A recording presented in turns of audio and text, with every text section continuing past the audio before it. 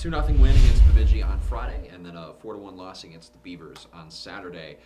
Over the past couple of seasons, it's felt like more often than not, those really low-scoring games haven't ended in our favor, and even a couple of times this year that's been the case. So what can you say about not just the defensive effort for the guys, but also the nerve to get it done in the clutch with less than 2 minutes to go?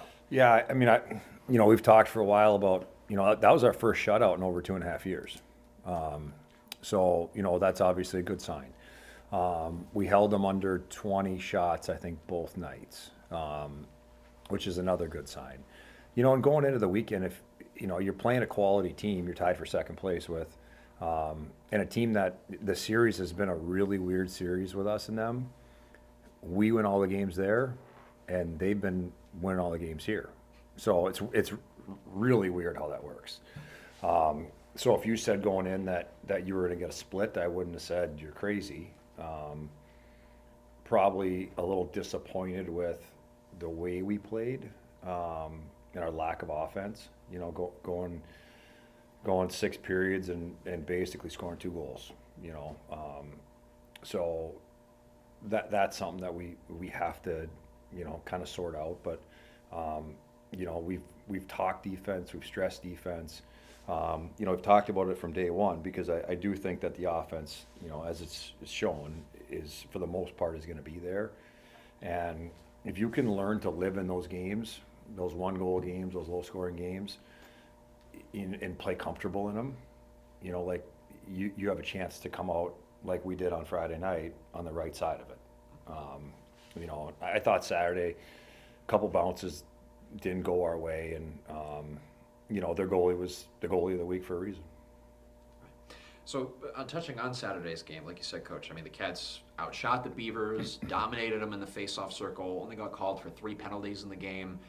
In your eyes, what was it that just wasn't clicking for the Wildcats on Saturday? I thought one area that we've been way better in the half court. So anything in the half court, around the net front, areas that in the past we typically haven't, been as strong, we've been way better. An area that has become now is at first it was kind of like, okay, it's just going to come, is our rush offense. We right now are not generating anything off the rush. And I think Saturday was, a little bit of a culmination of it. Couple things. We're not breaking pucks out through the middle of the rink. So we're getting pucks to walls where people can kind of push you into bad ice. And I don't think we're playing connected hockey. I think we kind of have our wings that end up, turned away from the puck. We're losing a little bit of speed. So games like that, sometimes you need to get a look off the rush. And, right now it's an area that we do need to clean up. We need to find a way. It's been a stressing point this week. Get pucks to the interior of the rink, push people back, because we have a lot of forwards that have good stick skill and can make plays off the rush. We're just not capitalizing on it right now.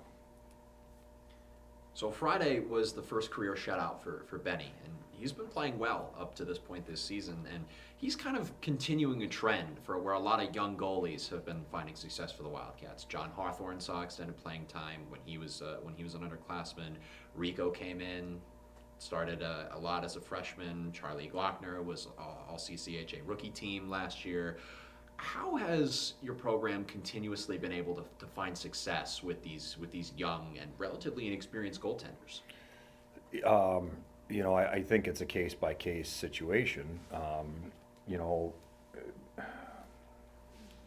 Benny's probably been put in a little bit more stressful situations early than maybe we've had to do in the past. He's just a calm competitor. Like I talked to the guys yesterday, and a little bit, we're talking about toughness still, trying to be tougher. There's 3 categories that to me kind of tell you where you're going to be as a team: your power play, your penalty kill, and your save percentage. And I took the top 15 in each category. We're 10 and 12 in the country, 10 in the power play, 12 in the penalty kill. So I took the top 15. how many teams are in the top 15 in both categories? And there's 4 of us. So Harvard and North Dakota are ahead of us. We're 3, Mankato's 4. So then you go, okay, save percentage. You know, Benny's got a 923. That's legit. So, you know, all the areas that, you know, areas you have to coach, power play, penalty kill, and an area that, you know, is kind of an X factor, all check the box. That tells you should be a top 10 team. We're just not clicking on all cylinders right now. You know, obviously, you know, disappointed being 2 games over 500. You know, that's disappointing. In the league, I still think we're in a pretty good spot. But now we got to start making some hay and capitalizing on areas of our strength. And, you know, one area that needs to get better is our 5-on-5 play. And that's been holding us back. And it's not going to get any easier this week at Mankato for a Friday-Saturday matchup. Yeah. Coach, your thoughts on this matchup with the Mavericks? Well, the year starts and, you know, everybody says this is the year they're down. You know, it's the rhetoric in college hockey. And I get it. Like, you lost 100 points in 2 guys. You know, and just those 2 guys had 100. Reggie Lutz is a big-time scorer. You know, they had some really good defensemen, you know, heart and soul type guys. You know, and then they had the Hobie Baker winner. So I get it. Like, I get everybody thinks that. They've won 26 games in a row at home. It's the longest winning streak in college hockey at home. So last year they were beating teams 8-1. They're just beating them 4-1 now. I mean, that's the reality of it. So, you know, I told the guys, like, I don't want to hear that they're down. I don't want to hear that, because is anybody beatable? Anybody's beatable, 100%. They've never really played an off night against us. We seem to get their best effort. And if you're going to beat them, they're not lowering the bar. So you need to get above the bar to win a game there.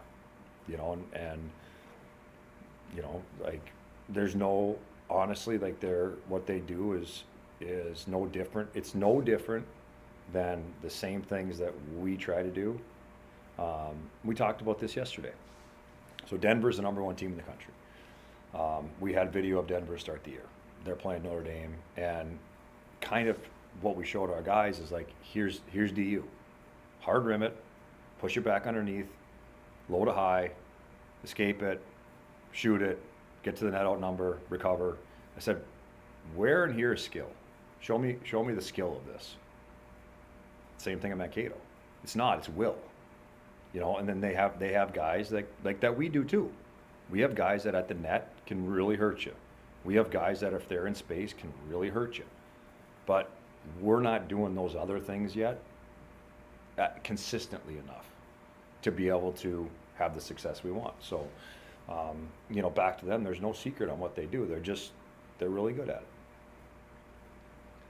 So with all that said, I don't know if relief is the right word, but is there going to be some feeling like that when you get into the building on Friday and see that it's not Dryden McKay in between the pipes? I think he was probably the most underrated player in college hockey until his senior year. You know, these guys could be the same. You know, could be the same thing.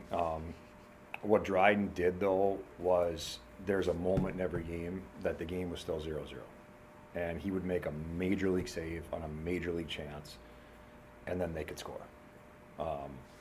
So you got to earn that chance again. You know, hopefully this time it has a chance to go by him.